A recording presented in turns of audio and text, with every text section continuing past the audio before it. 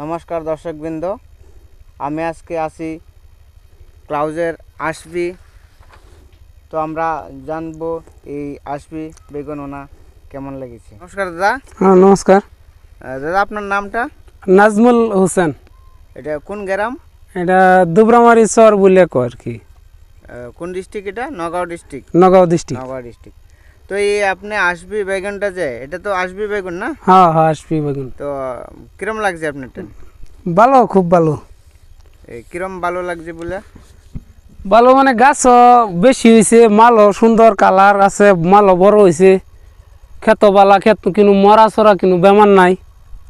আচ্ছা, আমরা যদি দেখি যে এটার কালার বা টাইটনেস বা ওজন সব ঠিক পাইছে না? হ্যাঁ ঠিক ঠিক আছে, সব ঠিক আছে। গাছ মরা যে একটা কইলেন, এটা কমন বেমার অ্যাকচুয়ালি বেগুন ক্ষেতের গাছ। হ্যাঁ এটা তো কতটুকু গাছ হইব?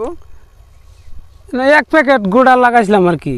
এক প্যাকেট? হ্যাঁ গুড়া মার গেছে না, ব্যক্তি লাগাইছে 3 কাটা এরম হইব আর কি, মারি 3 কাটা মতো নেব। কোনো গাছটা এখন পর্যন্ত মরছে না? মরছে না।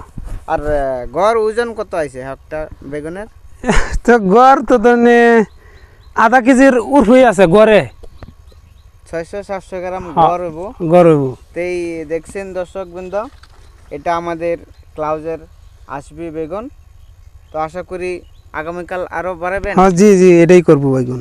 তো দর্শকবৃন্দ, চলুন আমরা এখন একটু মাঠ দেখব। ধন্যবাদ।